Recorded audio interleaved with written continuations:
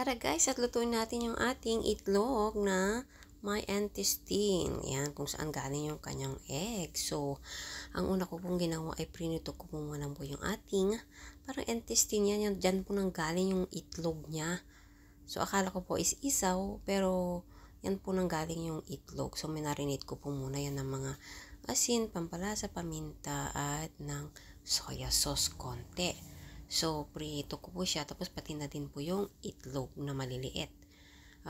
Gusto ko siyang kainin kasi ang itlog, kahit bawal sa akin ang itlog, pero parang gusto ko kaya yan, tatry natin kainin guys. O, diba?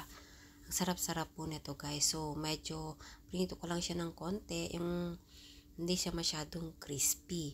Pati yung itlog, prito ko lang siya ng konti kasi pumuputok-putok po siya guys bago natin siya igigisa. So, pituhin lang po natin siya sa konting mantika para hindi siya puputok. So, eto na nga guys. O, yan. Naprito ko na siya. So, atin ang ipiprepare yung kanyang mga gagamitin na sibuyas, luya, bawang at yung ating onion leaves na pang topping. Saka syempre may sili ako syempre. O yan na. So, iluluto na natin guys ha. Unahin natin yung ating luya. Syempre mantika muna.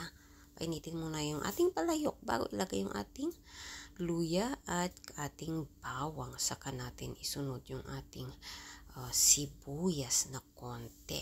Yan, gisa-gisa lang po natin.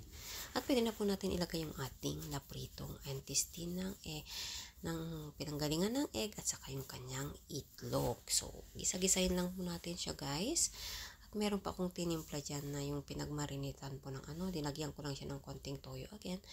Asukal, paminta, saka konting pampalasa.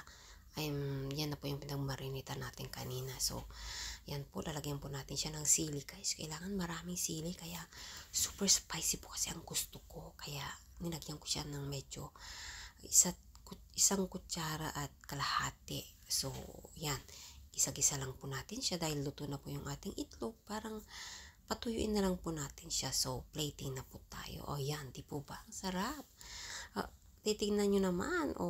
Yummy yummy. So, ilagay na po natin yung ating onion sa topping. So, ready na po ang ating intestine na pinanggalingan ng itlog.